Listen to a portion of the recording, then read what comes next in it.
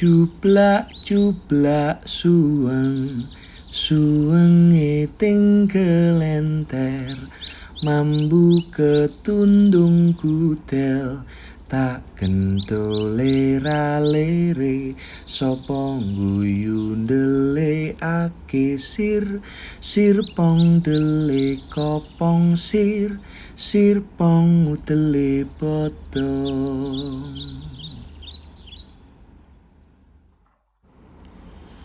Hong wilahe ngawit namastu nomo sidem, sejatine ora ana apa-apa sing ana amung dudu. Sejatine aku dudu sapa-sapa, sing sapa-sapa iku dudu aku. Sejatine aku ora iso apa-apa, sing iso apa-apa dudu aku. Sejatine aku ora duwe daya apa-apa, sing duwe daya apa-apa iku dudu aku. Rahayu, rahayu, rahayu. Hong. Terus pundi kabaripun sedaya? Apa kabar semuanya? Semoga semua selalu beroleh keselamatan dan kebahagiaan dimanapun, kapanpun, dan dalam kondisi apapun. Kita ketemu maning ini di Sinau Goblok, tempat belajar semua orang yang tak pernah kunjung pintar kita ini. Kenapa ya? Dan bukan tempat orang-orang yang pengen minteri sedulure dengan alasan mendapat dari maha pintar atau apa. Sudahlah, wes to. Kesempatan kita kali ini kita akan mencoba memaknai kembali tentang dolanan yang tadi coba tak nyanyikan. Aku yakin sedulur semua ini pasti tahu masa kecilnya juga mungkin diisi dengan permainan ini, permainan kita bersama. Tapi tadi nadanya sok ngejazz gitu. Nek jare wong bule ya, sok ngejazz. Long sebelum jazz ada di bule dengan segala macam atributnya, kita kan punya Slendro yang konon menurut cerita katanya lebih tua daripada Laras Pelok loh. Kita mah duluan. Yes, pokoknya miring-miring gitulah. Oke, banyak sekali versi-versi yang beredar di masyarakat dan semuanya itu tentang tembang ini, tembang jublak-jublak suweng ini, dan membawa pesan bijak dan bajiknya sendiri-sendiri. Tapi kali ini kita bersama di Pagop ini akan mencoba memaknai tembang syarat makna ini. Jadi kemarin tuh akhirnya aku Petro jagong lagi bersama sahabat dan juga Kang Guru Mas Zaim di Jerman yang ada di sana. Itu kita sama-sama mencoba memaknai lagu ini kembali. Ini semua kan gara-gara Petruk dan ada mbak-mbak pamong omah wulang reh ini lagi nyetel lagu ini tengah malam karena inget kampung, mungkin sindrom inget kampung. Jadi terus aku mikir ya kenapa nggak ini aja yang dibabar ya gitu. Dan ini adalah hasil diskusi kita semua yang semoga kita bisa bagikan meskipun mungkin tidak ada gunanya ke semua sedulur-sedulur, dan mugi-mugi saged migunani kagem sedaya. Bisa berguna untuk semua. Nek gak berguna ya wis, ora apa-apa. Baik. Jublak-jublak suweng itu kalau kita mau maknai jublak itu kan coblos, nyoblos. Dan suweng itu kan giwang, perhiasan atau perhiasan yang sejati, dan kita bisa maknai sebagai suwung, sepi. Harta yang sejati adalah kesuwungan itu sendiri. Ternyata ini adalah ajakan untuk masing-masing dari kita masuk dan mengenal harta yang sejati, yaitu desang tan kena kinaya ngopo itu sendiri. Dan sejatine ya ora ana apa-apa, sing ana amung dudu itu sendiri. Bahwa perhiasan apapun itu hanyalah artifisial, temporary, tidak permanen. Apapun di yang kita lihat ini semuanya, coba kita perhatikan apapun di dunia ini, di sekeliling kita aja lah, ra usah ado-ado di dunia ini. Itu kan sifatnya tidak permanen. Coba aja dicek lebih detail satu-satu. Nah, sedangkan suweng kang jati Perhiasan yang sejati itu kilaunya akan langgeng dan abadi. Suwung atau bahasa Indonesianya kosong itu kalau bisa jangan diartikan sebagai nothingness. Kalau bahasa Inggris itu ketiadaan atau beneran gak ada apa-apa gitu. Kalau menurut kemarin dialog kita, tapi kita bisa artikan sebagai kosong dari ego, diri yang terpisah dengan yang lainnya, diri yang terpisah dengan yang lainnya. Justru dari kekosongan itulah kita bisa manunggal dengan alam sekitar. Tanpa kekosongan itu mustahil rasanya kita bisa manunggal. Kalau kedirian itu masih dominan, kalau ego itu masih dominan, otomatis kita semuanya atau dia atau siapapun itu tak akan pernah bisa manunggal dengan sing jenengi semesta atau alam atau apapun itulah namanya. Analoginya kalau kita mau coba menganalogikan itu seperti sirup dan air.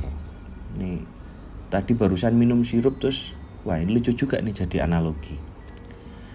Coba minum sirupnya tok, misalnya geng, ya pasti kan kita enek.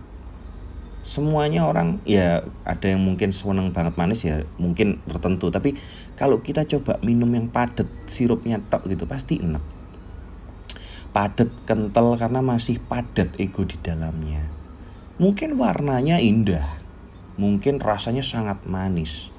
Tapi manis yang terlalu kan nanti juga pahit rasanya, saking terlalunya. Dan air kalau kita andaikan atau analogikan itu sebagai simbol semesta atau lingkungan sekitar kita ini loh, dia kan selalu netral. Makanya sirup harus diaduk dulu hingga rata. Ego itu harus diaduk-aduk dulu sampai benar-benar rata. Hingga si air tadi itu juga ikut manis tapi gak bikin enak, malah menyegarkan dan menyenangkan. Dalam kehidupan sehari-hari kan sebenarnya kita bisa melihat dengan cetha atau dengan jelas bahwasanya kalau ego kita itu dominan, itu yang enak itu sebenarnya orang lain di sekitar kita. Karena apa? Itu pasti pernah terjadi di diri kita sendiri. Orang lain akhirnya jadi kayak gak nyaman sama kita, enak banget rasanya. Itu sebenarnya bukan karena orang lain, karena juga kadang-kadang diri kita sendiri. Apalagi ditambah dengan keyakinan dari si sirup nih, si ego, bahwa di luar sirup itu tidak baik, gak baik, kurang level, kurang tinggi ilmunya, atau kurang manis gitu. Itu kan ada. Jadi ada keyakinan dari si sirup atau ego ini bahwa di luar sirup itu semuanya itu tidak oke gitu. Ya konyol. Kesombongan itulah yang berbahaya untuk diri kita. Kejam, tapi kita tidak menyadarinya. Itu bahaya. Ya bahayanya sebenarnya buat diri kita sendiri malah. Ya cuci otak itu memang seberbahaya itu. Dan yang dicuci otak kadang juga gak merasa kalau dia dicuci. Air kalau kita mau samakan dengan alam sekitar akan membawa wangi dan aroma juga manisnya sirup hingga enak kepada peminumnya. Menyenangkan, menenangkan, melegakan, menyegarkan. Bukan bikin enak. Orang-orang yang paham akan kekosongan sejati, dia akan sadar bahwa dia tidak akan pernah bisa hidup tanpa orang lain atau sekitarnya. Itulah kekosongan itu tadi. Jadi dia bisa manunggal dengan semesta raya. Nek bahasane awake dhewe iki kan wis memayu hayuning bawana kuwi lah. Dalam kehidupan sehari-hari dan dalam pekerjaan apapun kan malah enak. Ibaratnya malah diewangi atau dibantu oleh semuanya tanpa effort atau tanpa usaha pengen apapun. Itulah kekosongan itu. Padahal ya tetap awake dhewe makarya seperti biasa. Kita bekerja atau berkarya seperti biasa. Suwengi ting gelenter. Nah, suwung itu ada di mana-mana. Menuju kekosongan atau untuk menuju kekosongan itu banyak sekali jalannya. Dan masing-masing jalan pastikan akan menuju kekosongan. Masing-masing jalan pastikan bahwa jalan itu menuju kekosongan. Banyak sekali jalan, tapi ketika jalan itu tak menuju kekosongan, kita perlu memberi pertanyaan kembali. Apakah ini jalan yang sesuai dengan jalan yang kita cari? Ada banyak sekali jalan spiritual atau orang melabeli jalan spiritual, tapi ujung-ujungnya malah golek pesugihan. Golek pesugihan itu jangan hanya diartikan dengan satu ritual tertentu. Kita minta kemana yang tak kasat mata, bukan hanya itu loh. Kita golek sugih bae, itu wes golek pesugihan.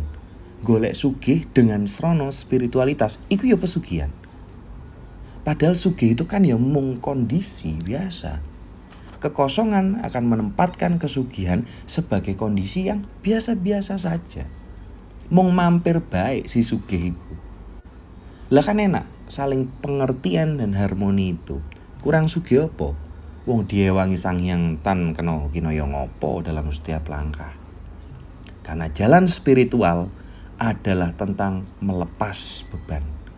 Jalan spiritual buatku atau buat kami atau mungkin buat kita semua yang kita juga sepakati, jalan spiritual adalah tentang melepas beban dan juga membebaskan, bukan malah mengekang, menghukum dan memenjarakan. Mambu ketundung gudel. Mambu ketundung gudel. Bagi masyarakat Jawa itu ternak sapi, kebu, kuda, jaran, wedhus, kambing, babi, ayam, dan lain-lain itu kan termasuk Rajakaya. Karena kan akan beri anak pinak dan segala macam yang mungkin teman-teman sudah tahu lah semua nyarsi Rajakaya ini, istilah Rajakaya ini. Mambu ketundung gudel. Itu kan sebenarnya sindiran untuk kita semua yang hidup hanya sekedar mencari keduniawian. Kalah karo prejengane bondo donya. Kalah sama harta atau kemilaunya harta dunia. Kemilaunya mewahnya dunia. Kemilaunya dan atau mewahnya material dunia. Keinginan untuk dunia. Lah padahal ya awake dhewe kan wis ning donya. Kenapa harus kaget atau kenapa harus ingin? Sudah ada di dunia. Kalau kata sedulur kemarin itu kita kan lagi di dunia. Padahal keduniawian kalau kita mau coba lebih dalami lagi, itu kan mung srono, hanya sebuah alat saja, sebagai sarana. Ini mambu ketundung gudel bukan berarti berternak itu jelek. Dudu iku itu adalah simbolik, hanya sebagai simbolik. Kalahe karo materi.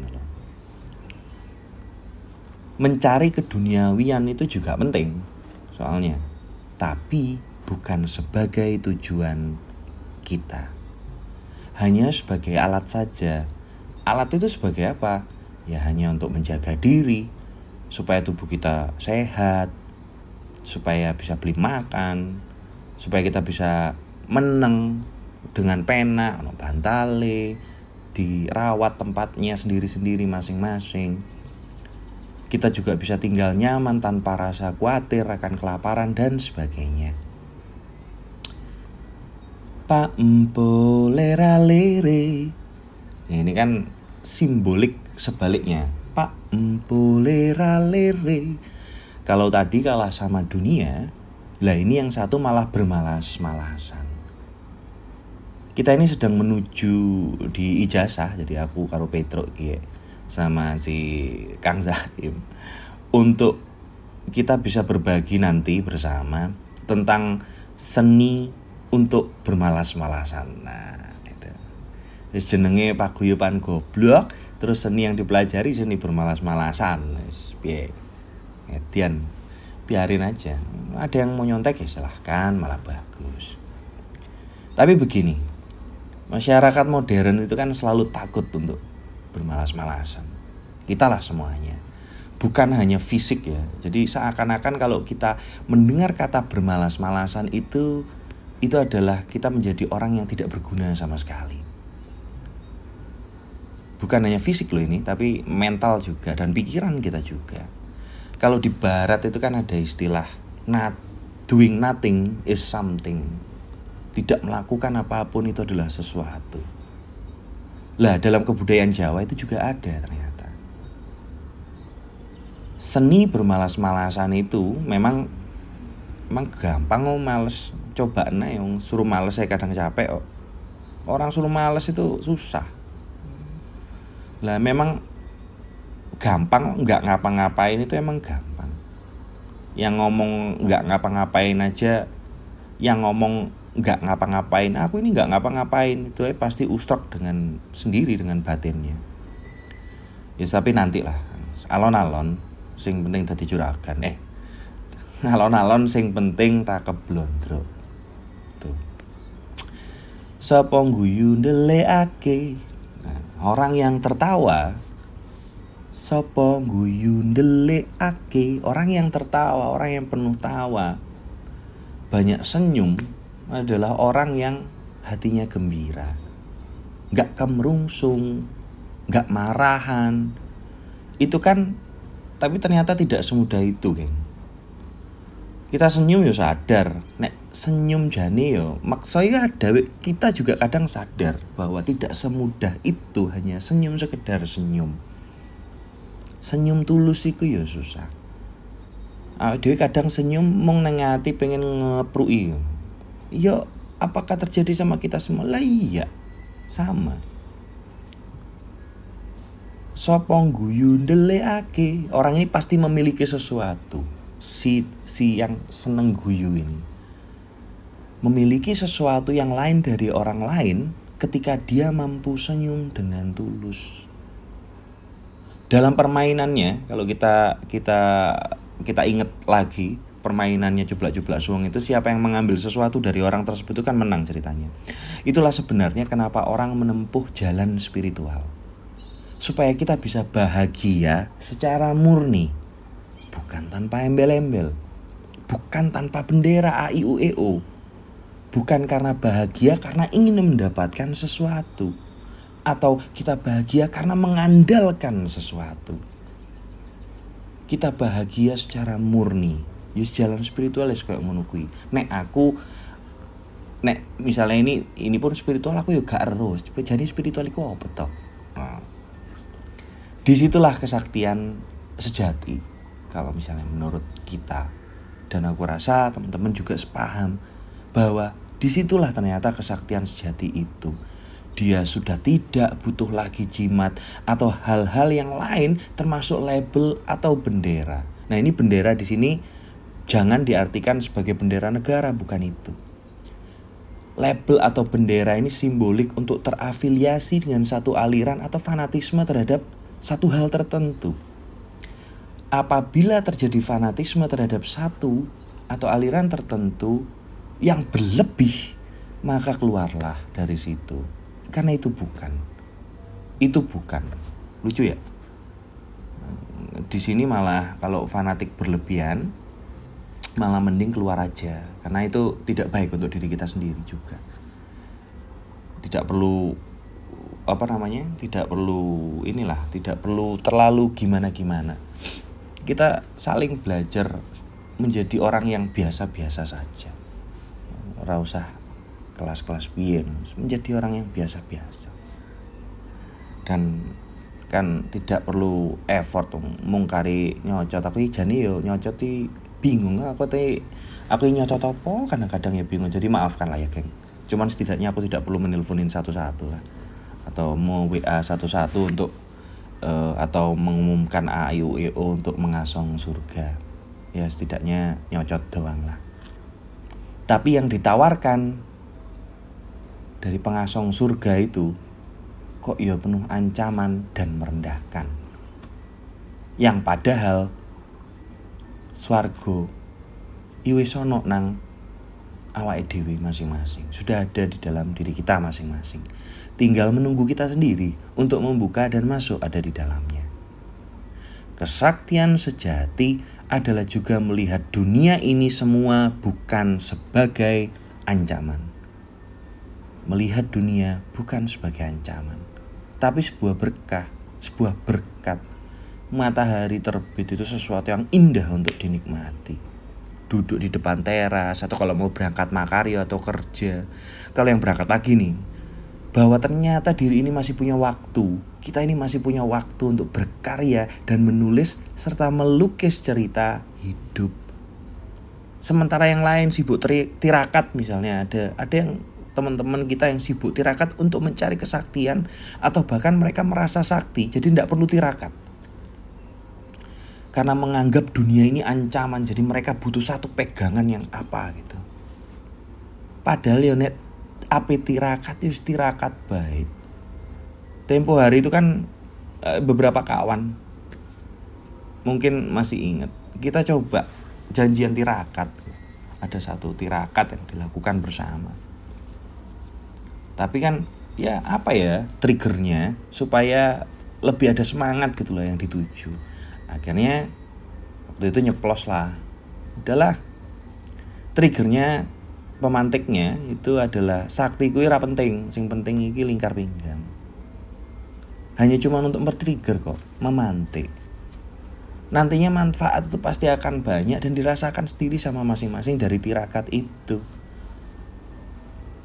Dan itu personal kepada si ya yang tirakat lah. Kadang-kadang awake dhewe iki lucu, kita nanya durung dilakoni tapi takut hasilnya apa. Jadi apapun itu kalau dijalani pasti si yang menjalani yang pasti paling tahu rasanya dan manfaatnya. Lah tirakat itu kan cuma sarana untuk mengenal diri kita sendiri. Nek wong Jawa itu mengenal ada sedulur papat limo pancer. Nah itulah orang yang menyepelekan tirakat karena dia belum sadar esensi laku tirakat itu sendiri. Ya gak apa-apa, terus noai. Engko misalnya kowe keblondrok, kowe akan roh dhewe dan belajar sendiri.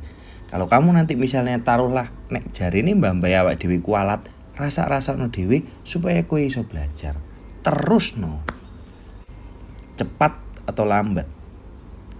Kita itu kan dipaksa nantinya sama badan kita sendiri untuk tirakat. Yang bikin gak enak kan kita kaget gitu loh. Nah daripada biar gak kaget, ya kita membiasakan diri lah. Jane kan kok ngono lah gitu, supaya ora kaget. Jadi balik lagi sapa guyu ndelekake itu menjadi pribadi yang selalu utuh tersenyum. Tulus dan utuh tersenyum. Ya wes apa maning? Apa enak kan urip. Sir pong dele kopong. Sir pong dele kopong. Nah, pada akhirnya selama ini kita nyari sampai kayak gimana itu hanyalah seperti dele yang terlihat mungkin sepele, kita remehkan. Plus kopong pula gitu, kosong isinya. Sirpong dele bodong. Nah, sudah tadi kita ketemu dele yang kita mungkin terlihatnya sepele dan kosong. Sirpong dele bodong. Udel bodong itu kan simbol bahwasanya ketika kita sudah menemukan dele kopong ini, ya itulah yang akan menjadi pagar juga pangiling, pengingat untuk menutup keinginan kita yang berlebih terhadap dunia.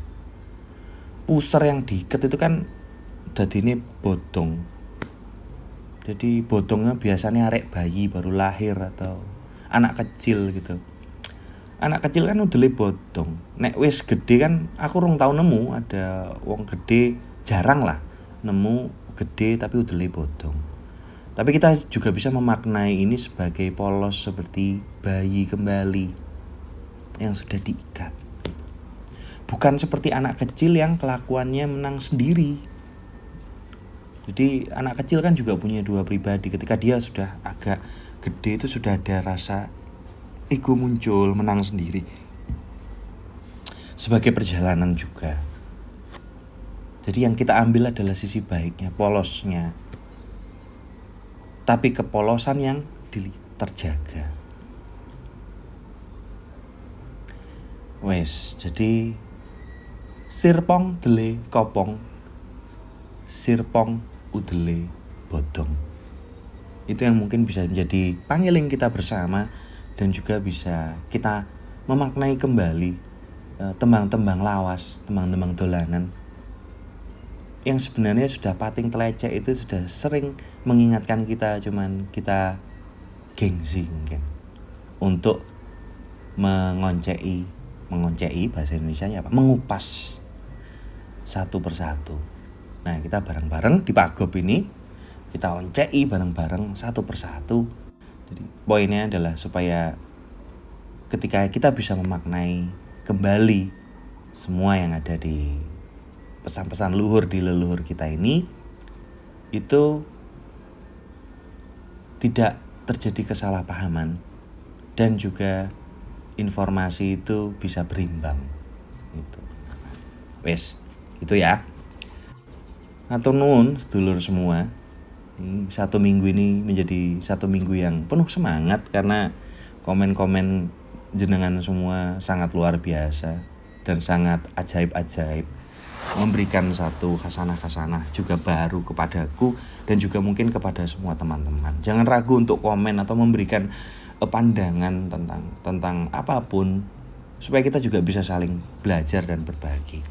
Mari kita bareng-bareng nih sekarang nyublak suwenge awake dhewe, sama berbagi, sama mengisi. Sinau goblok itu kan kita juga bukan untuk minteri. Dele kopong apa minter opong, dele kopong. Kita ketemu lagi segera, entah sak-sake bahas-bahas. Monggo di komen. Jangan lupa juga untuk pandangan-pandangan jenengan. Mugia kita sedaya pinaringan slamet, kaberkahan lan sedaya ingkang sae. Atur nuwun. Rahayu, rahayu, rahayu. Hong.